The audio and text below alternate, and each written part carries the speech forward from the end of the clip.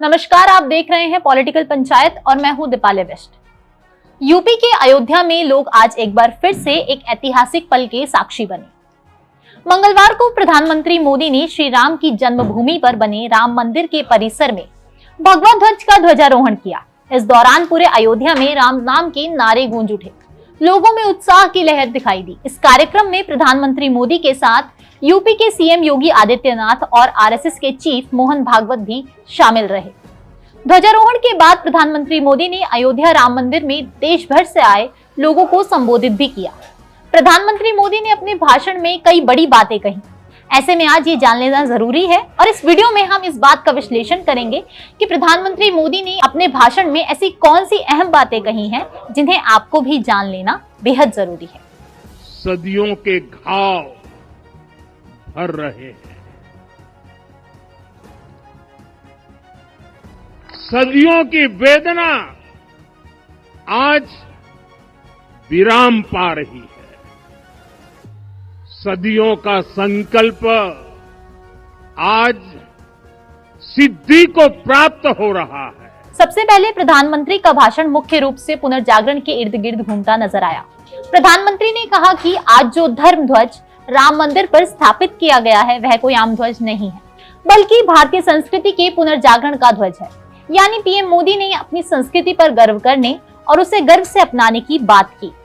PM Modi ने हमेशा की तरह अपने संबोधन में विकसित भारत की परिकल्पना की बात भी की कि किस तरह से भारत साल 2047 तक विकसित भारत के अपने सपने को पूरा कर सकता है।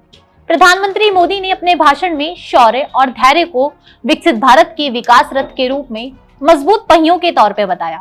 अयोध्या में हुए इस ध्वजारोहण में लाखों श्रद्धालुओं को संबोधित करते हुए भारत के प्रधानमंत्री ने नए भारत को राम राज्य से प्रेरणा लेने के लिए भी कहा। जिस तरह राम राज्य में कोई भेदभाव की भावना की जगह नहीं थी और सभी को साथ लेकर चलने की भावना थी, उसी तरह पीएम मोदी ने भी अपने भाषण में भारत को इसी भावना के साथ आगे विकास की राह पर बढ़ने की सलाह दी। इतना ही नहीं, प्रधानमंत्री ने अपनी विरासत पर गर्व करने और गुलामी की मानसिकता को छोड़ने का अनुरोध भी किया। उन्होंने कहा कि भारत का विकास तभी हो सकता है जब 2035 तक लोग मैकाले के तरीके को भूलने की कोशिश करें। अब ये तो वो बातें थी जो आपने और हमने सुनी, लेकिन कुछ ऐसी अनकही बातें भी है जिन पर गौर करना बेहद जरूरी है। अगर आप प्रधानमंत्री नरेंद्र मोदी के भाषण को गौर से सुने तो इसमें दो बातें देखने को मिली। पहला पुनर्जागरण और दूसरा विकसित भारत।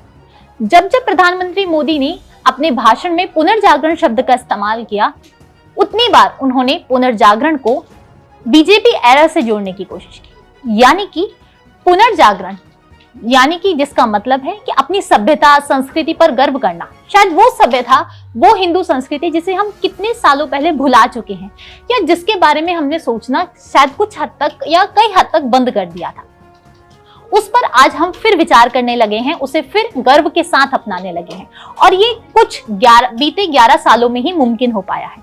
यानी कि जब से बीजेपी की सरकार आई है, बीजेपी सत्ता में आई है, तब से इस विचार को वापस से लोगों द्वारा अपनाया जाने लगा है। इसके बाद अगर हम दूसरी बात करें तो जो दूसरी बड़ी बात प्रधानमंत्री के भाषण में देखने को मिली है वह है विकसित भारत की बात। आमतौर पर प्रधानमंत्री के भाषण में विकसित भारत अक्सर दिखाई देता है या इसकी परिकल्पना की बात हमेशा होती है, लेकिन इस बार जब उन्होंने इसकी बात की तो उतनी बार उन्होंने उसे राम राज्य से जोड़ा कि विकसित भारत के आइडिया को तभी अचीव किया जा सकता है जब भारत राम राज्य के आदर्शों पर चलेगा, राम राज्य की तरह ही जब भारत में भेदभाव खत्म होगा। जिसमें प्रधानमंत्री अपने भाषण में ये भी कहते हुए नजर आते हैं कि जिस तरह से राम राज्य में कोई भेदभाव नहीं होता था, सभी को समाज में सभी वर्गों को एक साथ लेकर चला करते थे, उसी तरह से बीते 11 सालों में जितनी नीतियां बनाई गई हैं सरकार द्वारा, चाहे वो अन्य पिछड़े वर्ग के लिए हो, पिछड़े वर्ग के लिए हो, महिलाओं के लिए हो, युवाओं के लिए हो या फिर दलितों के लिए हो, सरकार ने सभी को केंद्र में रखा है, सरकार ने सभी का ध्यान रखा है और फिर नीतियां बनाई। यानी कि बीजेपी एरा और BJP government is equals to Ram Rajya. अब ये इक्वेशन किस हद तक ठीक है या ये जो इक्वेशन है वो ग्राउंड लेवल पर कितनी सच है, इस पर विचार करना बेहद जरूरी है। ऐसे में आपकी इस बात पर क्या राय है हमें जरूर बताइएगा। और अगर वीडियो अच्छी लगी हो तो उसको लाइक और शेयर करना ना भूलें। आप देख रहे थे पॉलिटिकल पंचायत।